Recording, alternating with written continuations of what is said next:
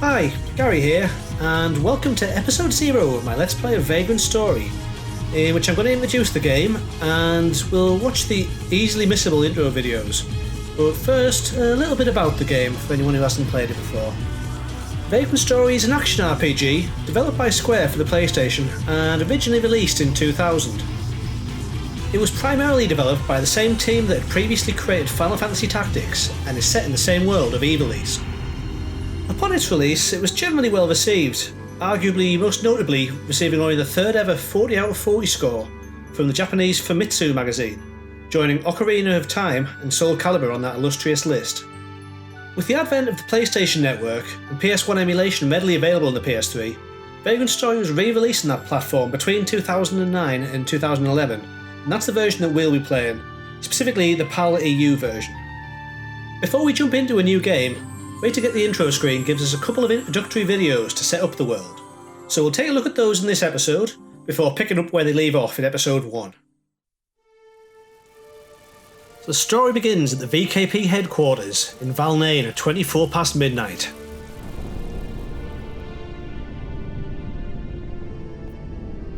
We join the meeting already in progress.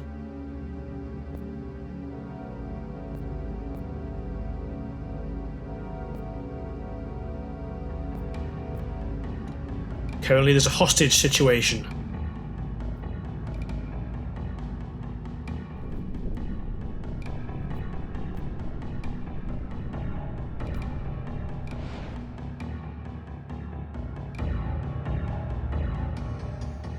It seems like there's some sort of religious motive here, as well as basic sort of, well, terrorist leanings, for lack of a better phrase.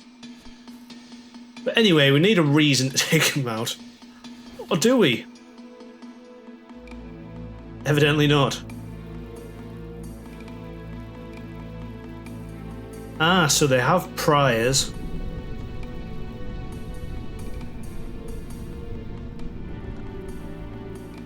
And no, we won't let them back out again. God, no. Yeah, someone struck a nerve here.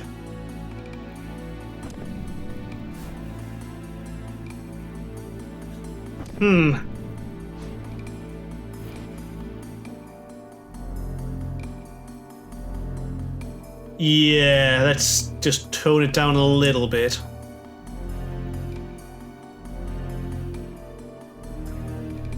You'd think, but evidently.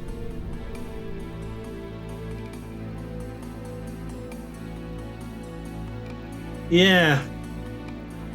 It's now become a parliamentary issue once more.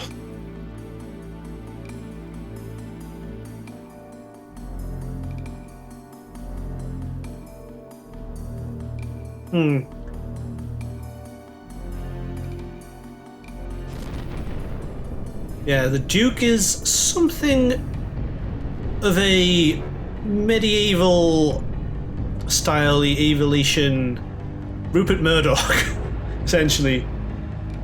No real say in the parliament, but controlling it all from behind the scenes, per se.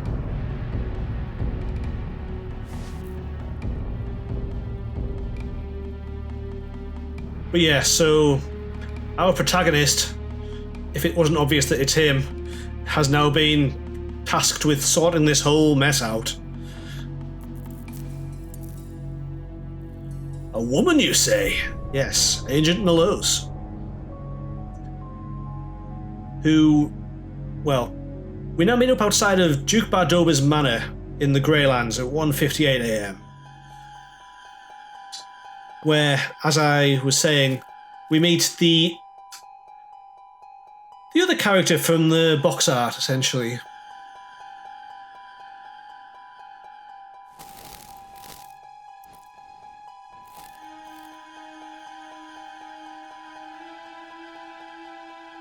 Callow Malose.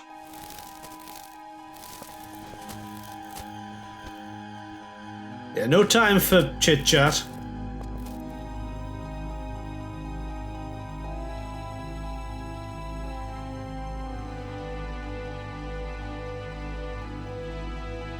And yeah, What we need to do is weigh up the situation, pick the safest way to get the hostage out of there, and then we'll all have a good night's sleep. Evidently not.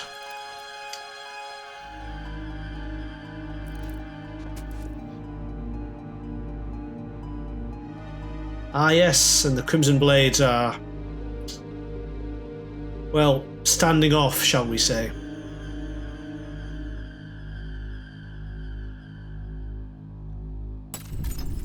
Oh. Or we could just, well, let them kill each other. Yeah, so it appears that the siege has begun. The hostage negotiations did not end well. I don't think they seem to care that much, Mellows. Or perhaps their hand was forced, indeed. This problem isn't going to solve itself.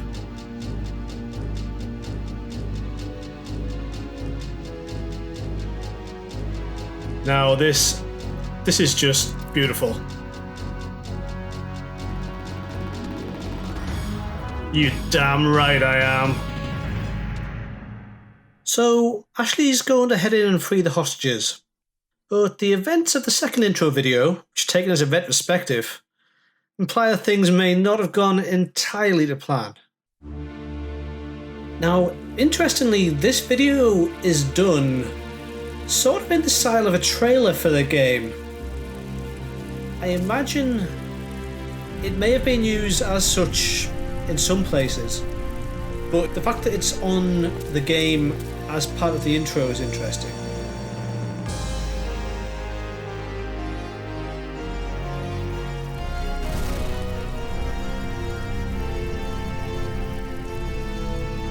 Post the events of the game, Ashley is wanted for questioning regarding his involvement in the murder of Duke Bardorba, the shady governmental figure who we were talking about at VKP headquarters in the previous video.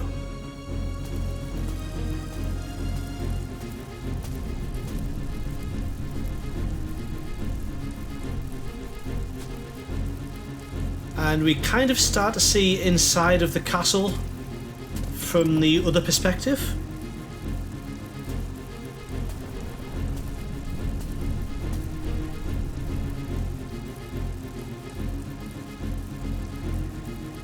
Yeah, so someone started the fire before this for Ashley to get to there.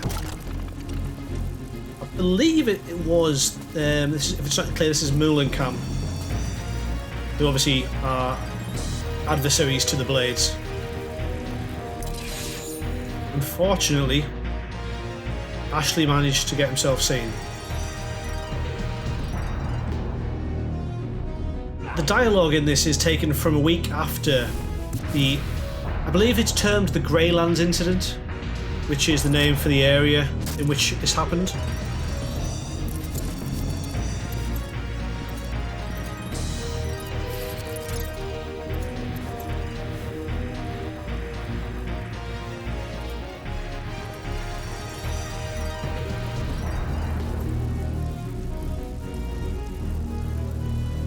Here are the Blades, who are essentially another faction at play in this game, so to speak.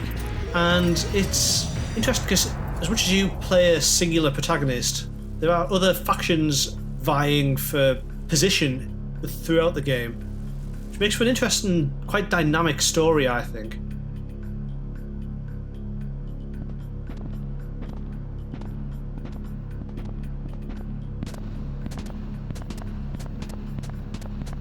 But yeah, so these guys are evidently looking for something in the manor, which is probably the reason they're here. With dissension in the ranks! But, yeah, nobody really knows why they were here, even after the fact. Now, the only person who does know is Ashley, by all accounts, and he is AWOL. Post-game. But using his skills as a risk breaker, he's able to kind of just sneak in. He's evidently dispatched the other 2 people who are coming at him. But yeah, so their once dear comrade is now potentially a traitor. He must answer for his perceived sins.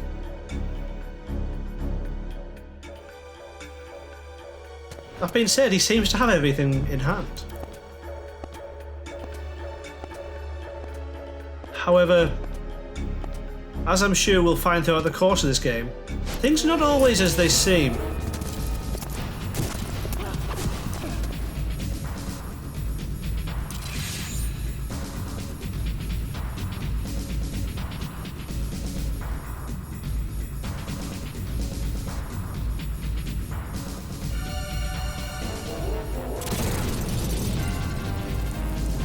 That couldn't be true. God forbid there was a dragon.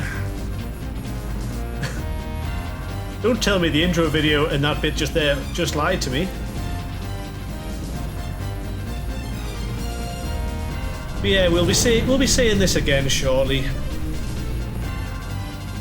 One thing I do like personally about this is the use. It reminded me a lot of Metal Gear Solid at the time, with the use of pretty much exclusively in-game graphics to do all the cutscenes. Intro video excluded. But yeah, so here is our trailer for Vagrant Story completed. We will go a bit more into what happened there in the next episode as we start the game. But until then, good luck and Godspeed to you as well. Have a good day, and I'll be back shortly with the next episode.